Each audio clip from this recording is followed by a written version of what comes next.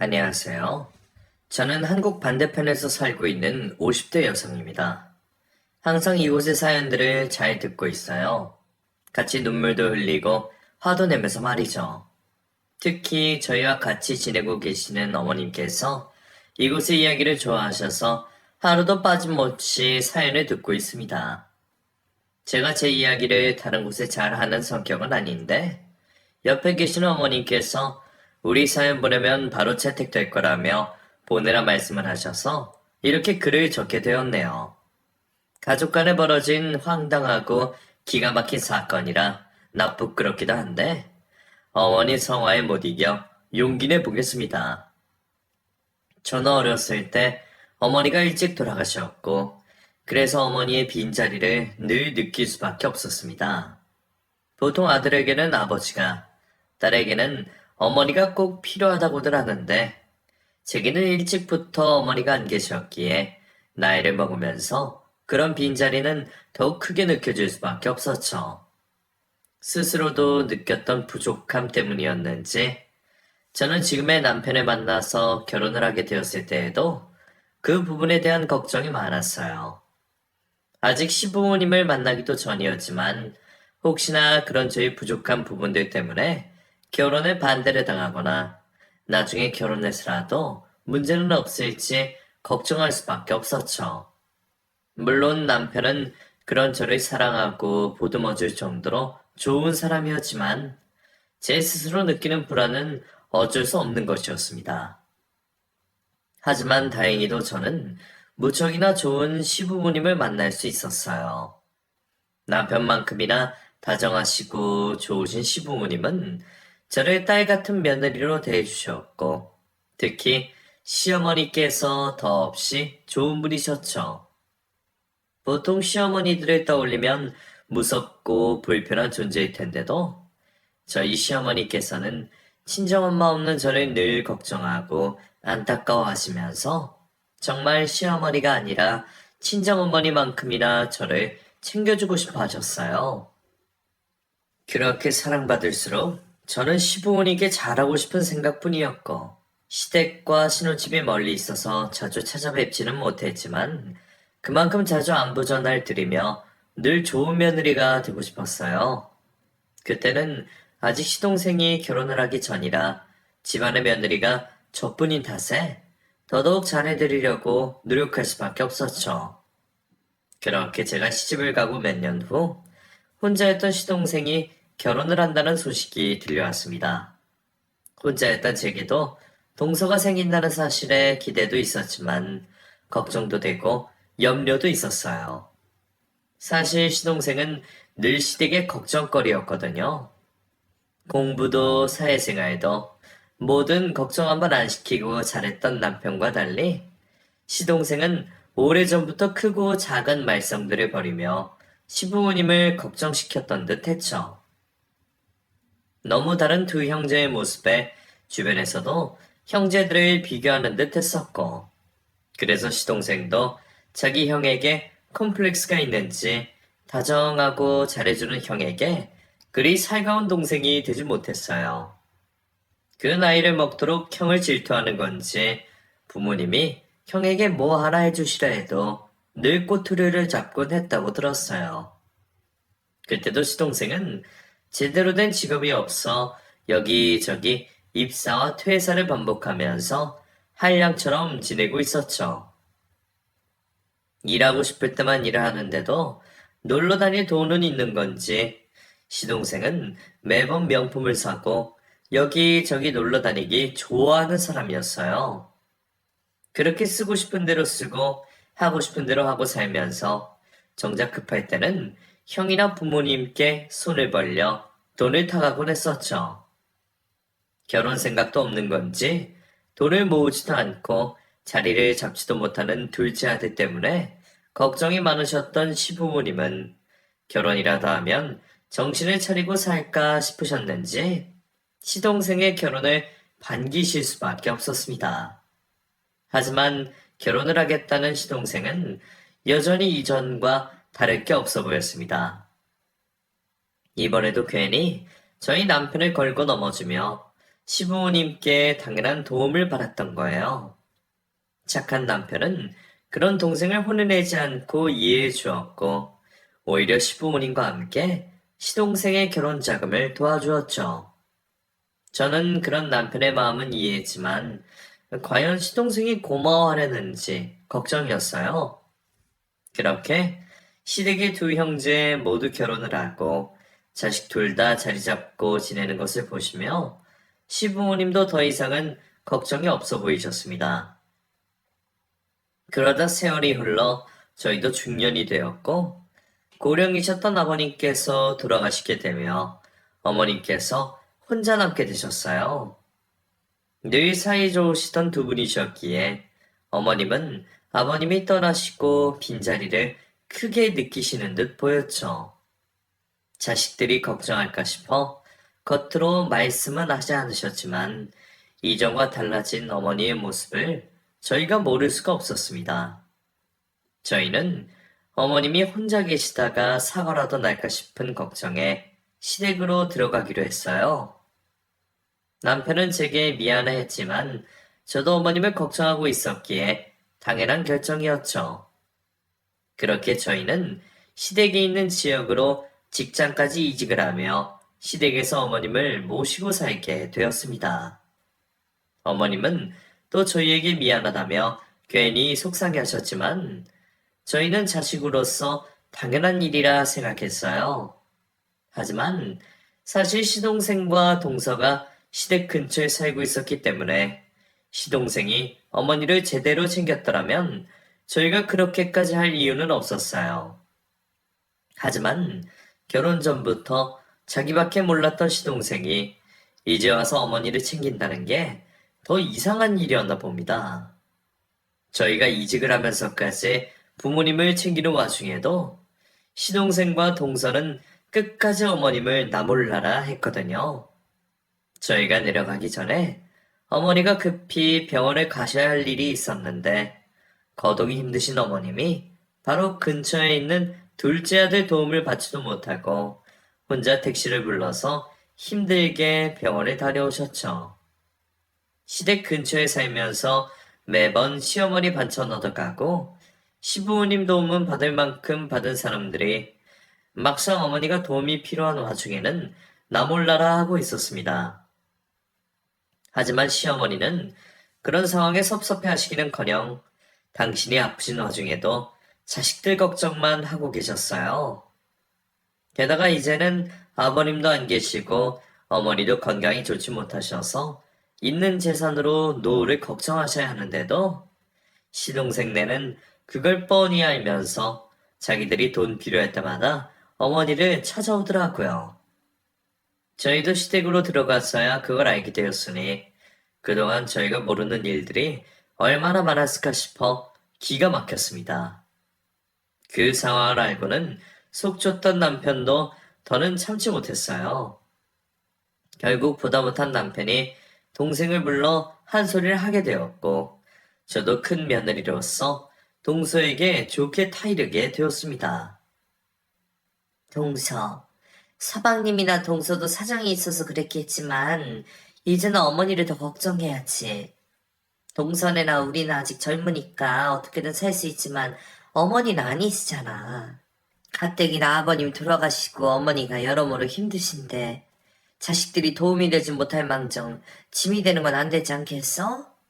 그러니까 앞으로는 어머니를 좀 더 신경 써주면 좋겠어.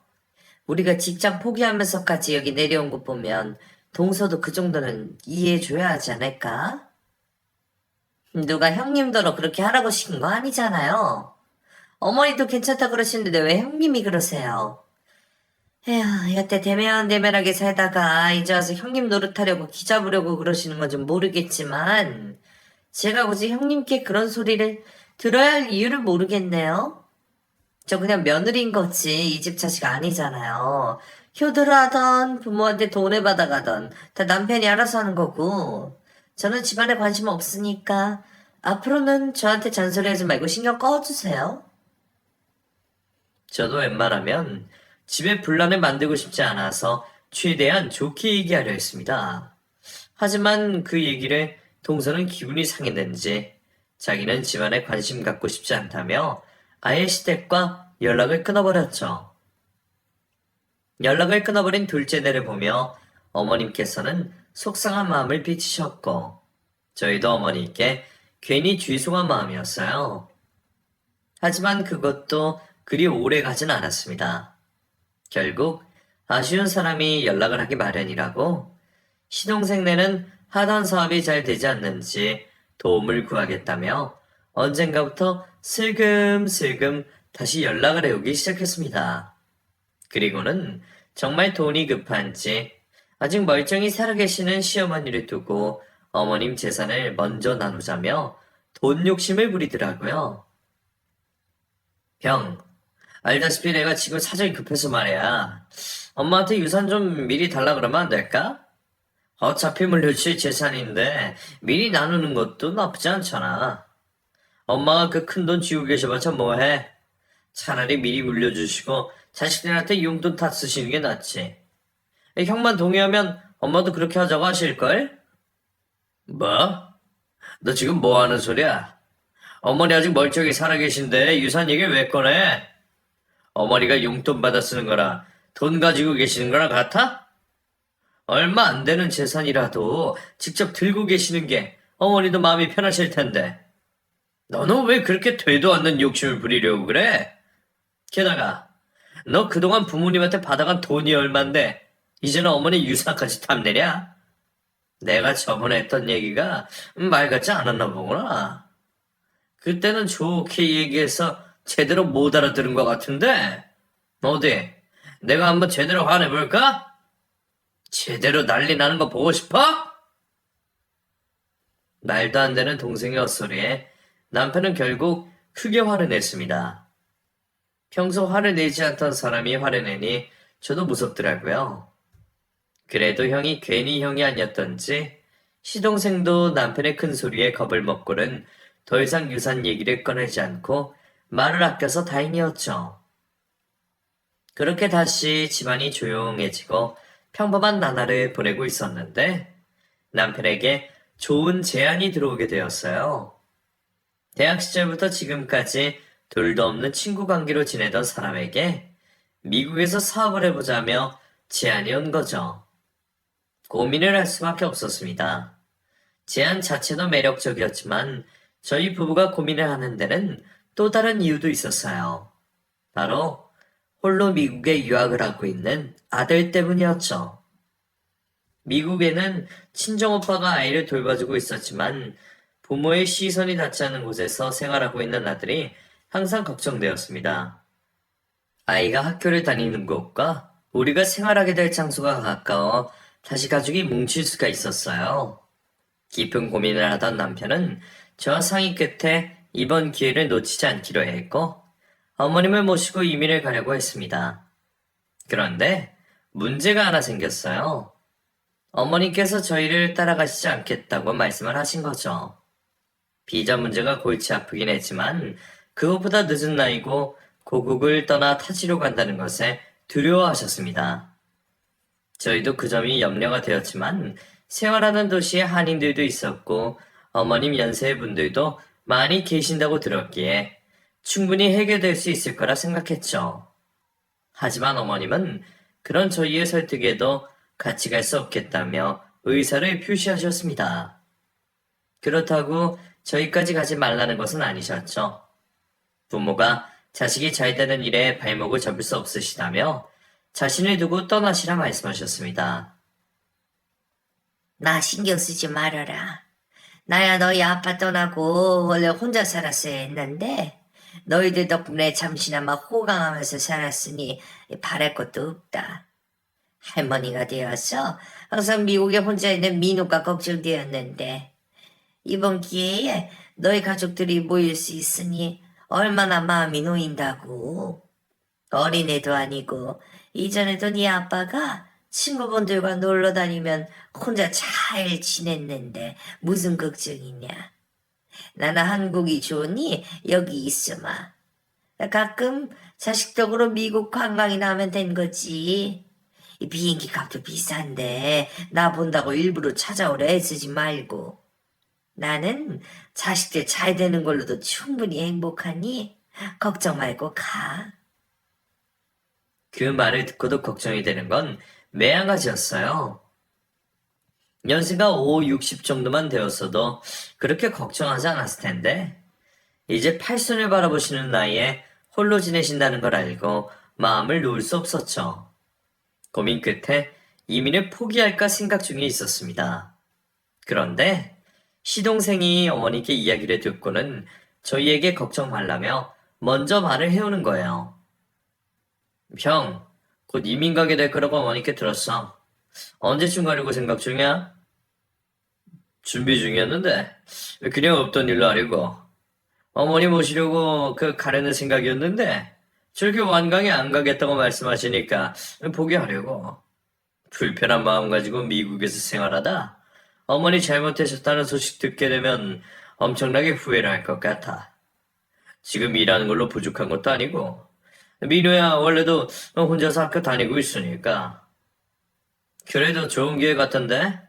그러지 말고 내가 처음으로 동생 노릇, 자식 노릇 할 테니 이번 기회 놓치지 마, 형. 뭐? 자식, 동생 노릇이라니 그게 무슨 말이야? 솔직히 내가 어릴 때부터 부모님이나 형한테 뭐 한 게 있어? 맨날 부탁 들어달라고 한 것밖에 없잖아. 다 커서도 바라는 것만 많고 집안에 도움 한 번 못 주고. 내가 못나서 내 부모와 가족들에게 못 베푼 건 있지만 항상 언젠가는 도움을 주겠다고 생각하고 있었어. 그때가 지금 같아서. 어머니 내가 모시고 살게. 효자인 형에게 비하면 내가 어머니 모시는 게 모자라 보일 수도 있겠지만 그래도 형의 반의 반이라도 따라하려고 노력해 보일게. 그러니까 어머니 걱정은 하지 말고 형도 형 욕심 좀 부리고 살아. 형의 인생 아니지. 어떻게 보면 우리 가족의 인생이 달려있는 문제인데 네 문제로 포기해서 되겠어? 자식이 형밖에 없는 것도 아니고 다 자란 애가 있는데. 그 말을 듣고 남편과 저 모두 고맙다 못해 감동스러웠습니다. 그래도 가족은 가족인지 우리를 생각하며 어머님을 대신 모시겠다는 시동생의 말을 듣자 너무 고마웠죠. 동서도 따로 저에게 어머님을 잘 모시고 살겠다는 말을 해왔습니다. 자신 있어 하는 두 사람의 모습을 보자 전에 있던 불안감은 없어졌고 믿고 떠날 수 있겠다라는 생각을 하게 되었죠. 솔직히 어린 나이도 아니고 중년이 되어서까지 어머님 모시는데 못할 거라고는 생각도 못했거든요. 그렇게 준비하고 있던 것을 모두 포기하고 다시 평범한 일상으로 돌아가려 했던 남편과 저는 다시 바빠지게 되었어요. 다행히 거의 다 준비를 마친 상황이라 미국에 있는 남편의 친구와 아들 민우에게 소식을 전하고 곧장 미국으로 향하게 되었어요. 그렇게 시작한 미국 생활은 생각보다 녹록지 않았어요. 그나마 다행인 건 미국 생활에 익숙한 아들이 곁에 있다는 거였죠. 시차만큼이나 다른 문화에 적응을 하는데 애를 쓰게 되었습니다. TV로 보아오던 것보다 더 심한 문화 차이에 적응을 하는 것도 급급했지만 그럼에도 어머님 걱정을 매일 하지 않을 수가 없었어요. 식사는 제대로 하셨는지, 건강 상태에는 이상이 없으신지 항상 걱정이 되었죠. 그래서 한국과 미국의 시차를 맞춰 매일 아침마다 문안 인사 겸 안부 전화를 드렸습니다.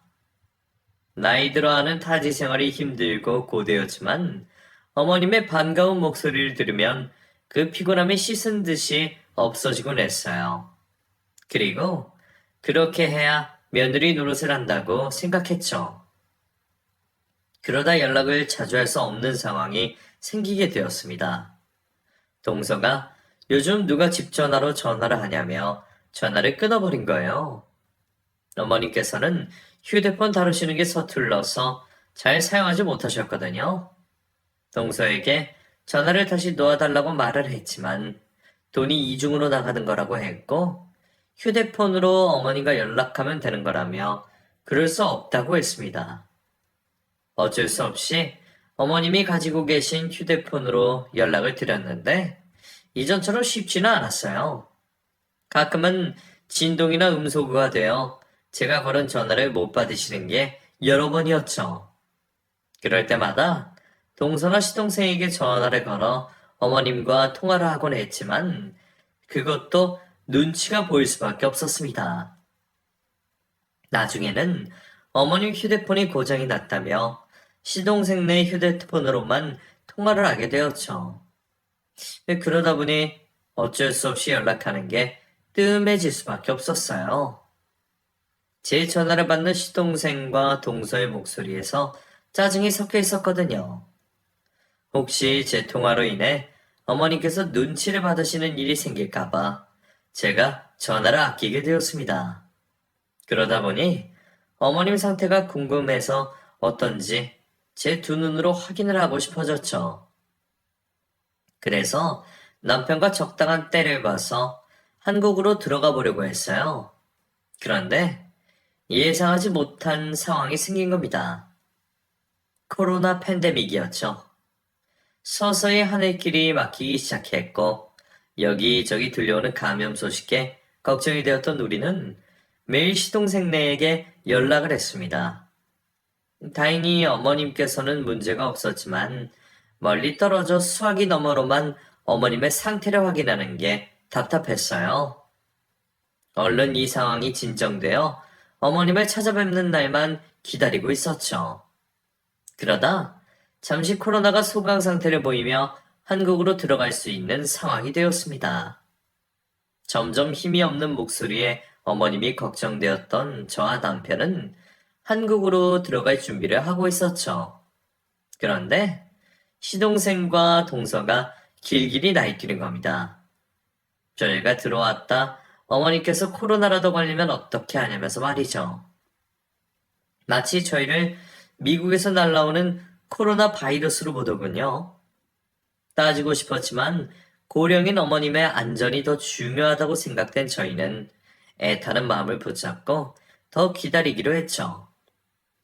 그래도 한국의 코로나 상황이 미국보다는 나은 것 같아 한편으로는 마음이 놓였습니다. 동서 말처럼 어머님께서 집안에서 생활하시는 게 더 나을 거라는 생각이 들었죠. 백신도 접종도 시작되고 곧 코로나 팬데믹이 종식된다고 하니 조금만 더 기다리다 어머님을 찾아가 뵈면 된다고 생각했어요. 최대한 마음을 편하게 가지며 당장에 중요했던 미국 생활에 적응을 하며 바쁘게 살아가고 있었습니다. 그러던 어느 날 저녁에 먹을 식사 준비를 하고 있던 도중 전화 한 통이 걸려왔어요. 동서였죠. 전화를 받자마자 흐느끼는 목소리를 듣고는 무슨 안 좋은 일이 생겼음을 직감했습니다. 동서, 왜? 무슨 일이야? 어머니께 무슨 일 있어? 아무래도 어머님께서 잘못하신 것 같아요. 엊그제 아침에 어머님 잘 계시는지 확인하러 방에 들어갔는데 극단적인 선택을 하시겠다는 내용이 있는 유언장만 듣고 호련히 사라지셨어요. 남편이 찾고는 있는데 어딜 가신 건지 찾을 수가 없어요. 아무래도 코로나 때문에 우울증이 생기신 건지 잘못된 선택을 하신 것 같아요. 그게 무슨 소리야? 움직이기도 힘드신 분이 어딜 나가셔? 확실히 찾아본 거 맞아? 벌써 하루가 넘게 지난 건데 아직도 못 찾았다는 게 말이 되냐고. 경찰은 뭐라고 해? 유언장에 쓸데없는 짓 하지 말라고 하시면서 경찰에 연락하지 말라고 하셨어요. 아무도 모르는 곳에서 마지막을 맞이할 거라고. 지금 유언이 문제야? 어머니께서 잘못된 선택을 하시기 전에 찾아야지. 지금이라도 어서 경찰한테 전화해서 찾아봐. 나도 남편에게 알리고 바로 한국으로 갈 테니. 동서, 정신 똑바로 차려. 아직 시간 얼마 안 지났어. 어머님, 찾을 수 있다고. 이럴 줄 알았으면 동서의 말을 무시하고 어머님을 찾아뵈러 가야 했습니다. 코로나 블루. 코로나 우울증이라고 이야기는 많이 들어봤지만 그게 우리 가족에게 일어날 거라고 생각지도 못했어요. 우선 한국을 가는 게 우선이었습니다. 저는 바로 한국으로 갈 수 있는 비행기 티켓을 알아보고 있었죠. 정신이 너무 없어 허둥지둥거리고 있는데 현관에서 똑똑거리는 소리가 들려왔어요. 이웃이나 판매원 정도로 생각한 저는 그 소리를 무시하고 울면서 한국행 비행기표를 알아보고 있었죠. 그런데 반응도 없는 집을 밖에서 계속 두들고 있는 겁니다. 그러더니 뭐라 하는 것 같았어요. 예매를 하고 남편에게 전화를 하려는 순간 밖에서 들려오는 소리가 한국어인 걸 그제서야 알게 되었죠. 전화기를 붙들고 현관 쪽으로 가는데 들려오는 목소리가 꼭 저희 어머님 같은 겁니다. 똑똑. 첫째야, 나다. 문 좀 열어다오.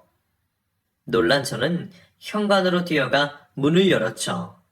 그런데 그곳에 동서가 돌아가셨다고 하는 어머님께서 서서 계신 게 아니겠어요? 어머님, 정말 어머님 맞으세요? 여기 어떻게... 어머님, 저는 어머님이 돌아가셨다는 말 듣고 얼마나 놀란 줄 아세요? 여기 오신다면 오신다고 말씀을 하셔야죠. 어머님을 보고 만지자마자 그제서야 긴장이 풀렸습니다. 제 눈물을 닦아주시는 어머님 품에 안겨있다. 그제서야 이상함을 느끼게 되었어요. 미국이라는 곳이 차를 타고 올 만큼 가까운 것도 아니고 비자에 비행기표까지 복잡한 게 한두 가지가 아닌데 어떻게 어머님 혼자 오신 건지 싶었죠. 그렇게 어머님을 다시 쳐다보는데 어머님 행색이 말이 아니었습니다. 워낙 깔끔하신 분이라 어디 나가지 않으셔도 항상 몸을 깨끗이 하시고 단정하신 모습으로 있던 분이셨어요. 그런 어머님께서 엉망인 모습을 하고 계셨죠. 그제서야 곧 쓰러지실 것 같은 어머님의 얼굴이 제 눈에 들어왔습니다. 바로 어머님을 방으로 모시고 가서 눕혀드리고 따뜻한 물과 함께 기력을 찾을 수 있는 것들을 챙겨드렸죠. 어머님께서 잠시 휴식을 취하시는 동안 저는 남편에게 전화를 해서 지금 벌어지고 있는 상황을 설명했어요. 그리곤 어머님 곁으로 가서 괜찮으신지 상태를 확인하고 있었죠. 그 사이 조금 기력을 되찾으신 어머님께서는 제 손을 꽉 잡아주셨고 저도 그 손을 꽉 잡고 놓지 않았습니다. 어머, 재정 씨 좀 봐. 동서가 걱정 많이 하고 있어요. 어머니께서 적으신 글을 유언장으로 잘못 오해했나 봐요. 일 더 커지기 전에 제가 동서에게 어머님 여기 잘 도착하셨다고 전화하고 올게요. 안 된다. 둘째에게 전화하면 안 돼. 소리를 치시는 어머님 말씀을 듣고 놀랐던 저는 이내 뭔가가 있구나 싶었어요. 어머님께서 시동생네에게 알리지 않고 이곳을 찾아오신 이유가 있을 거라고 말이죠. 네? 어머님 그게 지금 무슨... 어머님 혹시 무슨 일 겪으셨어요? 그래서 여기까지 혼자서 찾아오신 거예요? 다 늙은 내가 며느리에게 이런 말을 한다는 게 너무 창피하고 부끄럽구나. 그것도 자식놈이라고 믿었던 놈에게 그런 일을 당하니 내가 너희들 얼굴을 볼 수가 없어. 말 꺼내는 걸 힘들어 하시던 어머님께서는 한참 동안 제가 안심을 시키고 설득을 하자 그제서야 지금까지 당해오신 일들을 말씀해 주셨습니다. 어느 누구라도 그 이야기를 들으면 천인공노하지 않을 사람은 없을 거예요. 시동생과 동서가 정말 폐륜 중에 폐륜 짓을 하고 있었거든요. 어머님께서 당하셨던 일은 이러했습니다. 저희가 이민을 떠나고 난 뒤 어머님께서 시동생네와 같이 살게 되고 처음에는 아무런 문제가 없었다고 합니다. 오히려 저희보다 열과 성의를 다해서 시동생과 동서가 어머님을 모셨다고 해요. 매번 밥상에는 손이 많이 가는 음식들로 차려지고 끼니 중간마다 어머님이 좋아하시는 주전부리도 준비하고요. 주말에는 여행을 다니면서 어머님을 극진히 모셨다고 합니다. 그런데 그 모든 게 이유가 있어서 하는 행동들인 걸 얼마 지나지 않아 아시게 되었다고 해요. 그쯤 하면 어머니께서 자신들의 부탁을 들어주실 거라고 생각한 건지 재산을 증여해달라고 조른 거죠. 그것도 자신들 생계가 힘들다며 단독으로 증여받기를 원했다고 합니다. 어머님께서는 재산 가지고 형제들이 다투는 것도 보기 싫었고, 누가 잘하건 못하건 공평하게 나누길 바랬기 때문에 시동생의 부탁을 거절하셨고요. 또 한편으로는 이 재산마저 없으면 시동생 네가 자신을 헌신발 취급할 게 뻔하니 쥐고 있어야겠다고 생각하셨다고 합니다. 그렇게 자신의 뜻대로 일이 풀리지 않자 마음에도 없던 행동을 바로 그만두었고 어머님을 유치하게 괴롭히기 시작한 거죠. 그러면서 돈이 다 떨어져서 어머님을 제대로 모실 수 없다며 어떻게든 재산을 증여받으려고 쇼를 했나 봐요. 저희에게 연락을 할까 고민도 하셨던 어머님이시지만 형제 사이 불화가 생기는 걸 원치 않으셨고 미국에 있는 저희가 신경을 쓸까 싶어서 어머님께서는 자신이 그런 대접들을 받는 걸 감내하시기로 한 거죠. 대신에 주변 지인분들과 어울리시며 집안에서 받는 스트레스와 시달림을 풀 수 있었는데 하필 코로나 사태가 터지고 만 겁니다. 어머님 재산을 독차지하기 위해 기회만 노리고 있던 시동생과 동서에게는 그보다 좋은 상황이 없던 거죠. 어머님이 만나오시던 지인분들을 코로나 핑계로 끊었고 고령으로 코로나가 걸리면 목숨이 위험하다는 협박을 하면서 밖을 못 다니게 했다고 해요. 그러면서 맨날 돈 타령을 했고요. 마음을 굳게 먹으셨던 어머님께서도 코로나 사태가 장기화되면서 시달림의 끝이 보이지 않자 결국 시동생 네가 준비한 서류에 서명을 하셨다고 합니다. 저희에게 너무 미안했지만 그렇게 하지 않으면 자신께서 당장이라도 죽으실 것 같아서 말이죠. 그렇게 자신들이 원하는 바를 이루었으면 어머님을 잘 모시고 살면 되었을 텐데 시동생과 동서는 더 끔찍한 계획을 세웠다고 합니다. 어머니께서 살아계신 상황에 재산을 혼자 독차지하게 되면 저희가 이를 문제 삼을 것이고 그 일로 자신들이 어머니께 저지른 만행이 밝혀지면서 돈을 차지할 수 없다고 생각했던 거죠. 미국에 있는 우리가 한국에 들어오지 못하자 혼자서 거동이 힘드신 어머님을 사람들이 찾지 않는 산속에 버리기로 한 거예요. 어머님께서 돌아가시도록 말이죠. 돌아가시게 되면 시동생에게 입맛대로 유언을 조작할 수 있으니까요. 그런데 그걸 어머니께서 몰래 엿들으신 거예요. 자식이 현대판 고려장을 한다는 계획을 아시고는 피눈물을 흘리신 어머님은 그 집을 도망치기로 하셨죠. 하지만 한국에 있으면 두 사람이 찾아낼 것임을 알고는 저희 부부가 있는 미국으로 건너오시기로 한 겁니다. 그래서 지인에게 부탁을 하여 미국에 갈 수 있는 방법을 알아보신 거죠. 그렇게 지인분의 도움으로 준비를 다 마치신 어머니께서는 신혼생네가 자신들의 계획을 실행하기 전에 죽음을 암시하는 가짜 유언장을 작성하고 도망을 치신 거죠. 여벌의 옷과 짐을 챙기면 두 사람에게 의심을 받을 수 있다고 생각하셨던 어머님께서는 여권, 지갑과 저희 집 주소가 적힌 편지만 가지고 지인분의 도움을 받아 여기까지 오시게 된 겁니다. 지금에서야말로 몇 자 적는 거라서 이렇게 간단하게 적을 수 있는 거지만 여든이 가깝고 지팡이나 다른 사람의 도움 없이는 걷는 것도 불편하신 분께서 이 먼 곳까지 홀로 오신 건 정말 쉬운 일이 아니었어요. 고령이신 분들은 비행기 한 번 타는 것도 위험한 일이었고 입국 심사나 코로나 감염 등 난감할 수 있는 상황이 한두 가지가 아니었습니다.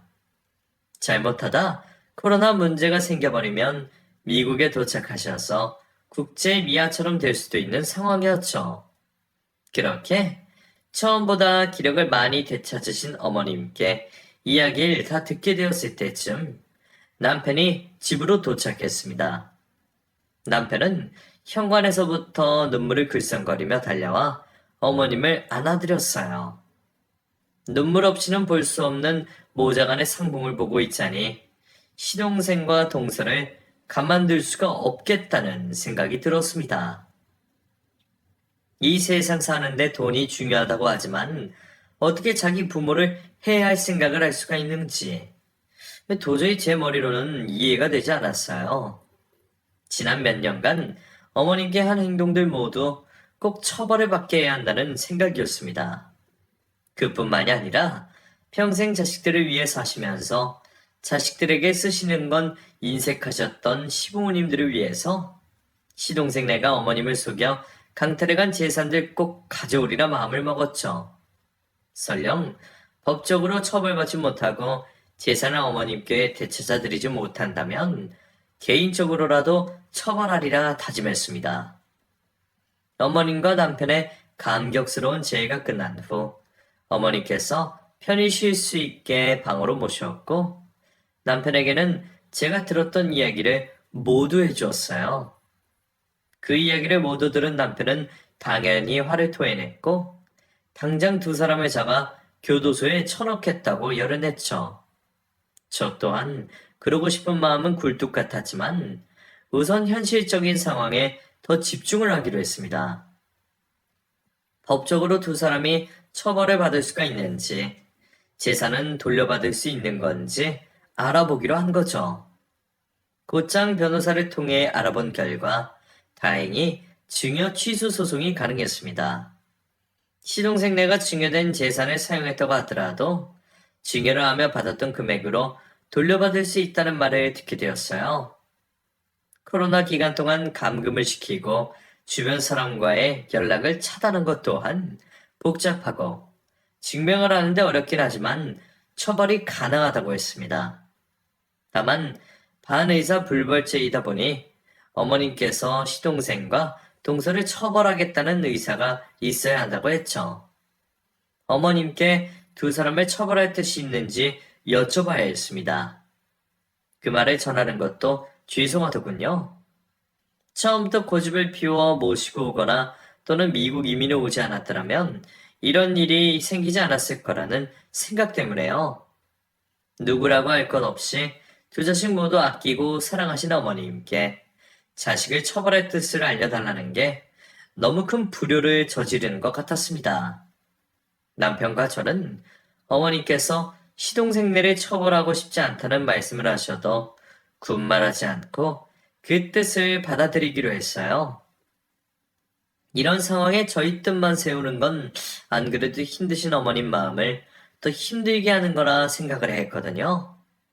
그렇게 정말 조심스럽게 저희가 알아보았던 법적인 내용들을 어머님께 전달했습니다. 한동안 말씀이 없으셨던 어머님께서는 꼬박 하루 동안 홀로 고민에 잠겨 계셨죠. 다음날 저녁 식사를 하고 난 후 마음의 결정을 내리신 어머님께서는 눈물을 흘리시면서 시동생네가 정신을 차렸으면 하는 마음으로 처벌하기로 결정하셨습니다. 이제 저희가 어머님과 같이 한국으로 돌아가기만 하면 되는 상황이었어요. 바로 한국행 비행기표를 구한 우리는 어머님께서 돌아가신 줄만 아는 시동생네에게 장례를 치르러 한국으로 돌아간다 말을 전했습니다. 자가격리를 마친 남편과 저는 어머님을 친정집에 잠시 모셔두고 시동생과 동서에게 찾아갔죠. 저희가 도착하자 급히 안약이라도 넣은 건지 가짜 눈물을 흘리며 저희를 맞이하더군요. 처음 대화로 혼을 내려고 했던 남편은 그 모습을 보자마자 참을 수가 없는지 시동생 얼굴에 냅다 주먹을 날렸습니다. 이장선 너희 새끼 정신 나갔지? 아무리 돈이 중요하다고 하지만 어머니께 그런 행동을 해? 너 지금까지 우리 부모님께서 우리 어떻게 키우셨는지 몰라서 이딴 짓을 해? 아우 형, 도대체 무슨 말이야? 왜 갑자기 주먹을 날리는데? 나랑 이 사람 최선을 다해서 어머니 모셨어. 저 멀리서 사는 형이 뭘 알고 이러는지 모르겠지만 우리가 처한 상황을 살 수 있는 만큼 했다고. 나도 자식이야. 나도 어머니가 유서 쓰고 그런 선택하신 거에 대해서 피눈물 나고 슬프다고. 시동생은 남편이 어머니께서 스스로 그런 선택을 하시게 되어 때리는 줄 알았나 봅니다. 모든 걸 다 알고 있는 사람들에게 말도 안 되는 거짓말을 하더군요. 아주버님, 그만하세요. 이 사람 말처럼 저희도 최선을 다했다고. 아주버님, 형님 성에 차진 않으시겠지만 저희 정말 열심히 모셨어요. 저희도 갑자기 터져버린 코로나 때문에 어머님을 집에서만 모시고 사람들 최대한 만나지 않도록 하는 게 최선이었다고요. 동서, 어디서 거짓말을 해. 코로나 때문이 아니라 어머니 재산 때문이겠지. 우리 떠나고서 겨우 그 재산 따위 독차지하겠다고 별짓한 거 모를 것 같아? 너희 두 년놈들이 재산 받고 나서 어머님의 깊은 산속에 버리려고 오려고 했다면서. 누가 그런 말을 해요? 어머니 재산을 우리만 받은 걸 어디서 듣고서는 그 돈 때문에 말도 안 되는 소리 하면서 억지 부리는 것 같은데 그만하세요. 재산 가지고 이러는 거 얼마나 취해 보이는지 아세요? 너희 짐승만도 못한 년놈들보다 추할까? 우리가 그걸 왜 몰라? 오늘 여기 오기 전까지만 해도 어머니께 들었는데. 형수, 아무리 거짓말을 해도 돌아가신 분까지 내세우면서 거짓말 하시면 되겠어요? 이 사람 말 좀 그만하세요. 그렇게 돈이 중요하시면 제가 이런 걸 보기 싫어서 어느 정도는 떼어드릴 테니. 멀쩡히 살아계신 어머니를 왜 고인으로 만들어 이 자식아. 자, 봐라. 여기 미국에 우리 집에 계실 때 민우랑 같이 찍은 사진. 그리고 오늘 한국에 도착하셔서 찍은 사진. 됐냐? 이 미친놈. 너 오늘 네 초상 치를 줄 알아라. 절대 가만 안 둔다. 어머니께서 찍혀있는 사진을 시동생과 동서에게 보여주자 두 사람은 믿을 수가 없는지 남편 휴대폰을 가져가 확인을 하더군요. 하지만 그것도 잠시. 곧장 시동생의 얼굴은 바닥에 꽂히고 말았습니다. 말도 안 되는 거짓된 연기로 이미 잔뜩 화가 나 있던 남편의 성질을 더 긁었던 탓에 시동생은 남편의 주먹질에 난타를 당하고 있었습니다. 이성을 잃었던 건 남편뿐만이 아니었어요. 저 또한 마찬가지였죠. 도착해서 시동생에게 주먹을 날리는 남편을 말리려 했던 저도 두 사람의 기막힌 모습에 이성을 잃었고 남편을 말리는 동서의 머리채를 잡고 내팽개쳤습니다. 나중에 법으로 처벌받는 건 그거고 어머니께서 받으셨던 고통과 우리를 기면한 벌은 따로 받아야 하지 않겠어? 원래는 말로만 따끔하게 혼내고 처벌받게 하려고 했는데 오늘 꼴 보아하니 도저히 안 되겠다. 안 그래도 맨날 창선이 뒤에 숨어서 이상한 짓이나 꾸미는 게 마음에 안 들었는데 잘 됐네. 오늘 동서도 정신 차릴 수 있게 창선이 저를 흠씬 맞도록 하자. 저 또한 동서의 머리채를 잡고 이리 흔들고 저리 흔들며 아주 정신을 못 차리게 만들었습니다. 그렇게 한동안 남편과 저는 두 사람을 두들겨 팼고 힘이 빠진 우리는 두 사람에게 지금까지 어머님께 저지른 행동들을 자신들의 손으로 적도록 시켰어요. 혹시나 어머니께서 말씀해 주신 부분 중에 두 사람이 저지른 행동이 빠져 있을까 싶어 교차로 확인을 하려고 했던 거죠. 그리곤 얼굴이 퉁퉁 부어 울고 있는 두 사람에게 혹시 법적인 처벌을 피하러 딴짓을 하려다 가는 더 큰 일을 당할 거라며 협박을 하고 자리를 떠났습니다. 어머님께는 그날의 일을 비밀로 하고 변호사를 통해 고소를 하게 되었죠.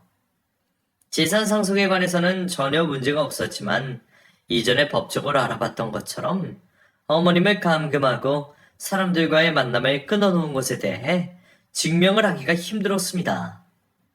어머님의 호소와 지인분들의 증언도 받았지만 하필 코로나 상황으로 인해 상황 자체가 저희에게 불리했습니다. 하지만 어머님의 일관된 증언으로 법원에서는 우리 손을 들어주었고 약하지만 두 사람에게 처벌을 내릴 수 있었죠. 증여 취소 소송에서 승소가 된 다음에는 시동생네와 연을 끊게 되었습니다. 두 사람이 반성을 하고 어떠한 처벌을 받게 되었다고 하더라도 어머님께 저지른 일들을 없던 일로 생각할 수가 없더라고요. 더군다나 어머님께서도 법정 공방을 하시면서 시동생을 안 보겠다는 마음을 확고히 하셨기 때문에 저희가 마음을 먹을 수 있었습니다. 그렇게 모든 일이 해결된 뒤에 당연히 저희가 어머님을 모시게 되었어요. 다시 한국으로 돌아와서 어머님을 모시고 살 생각을 하셨는데 자신만 양보를 하시면 저희와 민우가 헤어지지 않아도 된다고 하시면서 미국으로 가시겠다고 말씀을 해주셨죠. 물론 비자 문제 때문에 복잡하고 아직 해결해야 할 부분은 많지만 우선은 어머님을 모시고 와서 생활하고 있습니다. 건강도 많이 회복하셔서 저희가 이민을 떠났을 때보다 훨씬 더 건강하시고 활기찬 모습이에요. 저희가 어머님을 못 챙겨드린 3년이 죄송해서 최대한 어머님과 많은 시간을 보내고 여러 곳을 보여드리려 노력하고 있습니다. 이제는 어머님께서 속상한 마음 다 지우시고 저희와 평생 행복하게 사셨으면 하네요. 그럼 이만 글을 마치며 먼 타지이지만 이곳에 사연을 올리시는 분들을 항상 응원하며 지내고 있겠습니다. 제 이야기를 들어주셔서 감사하고 모두들 행복하게 지내시길 바라겠습니다.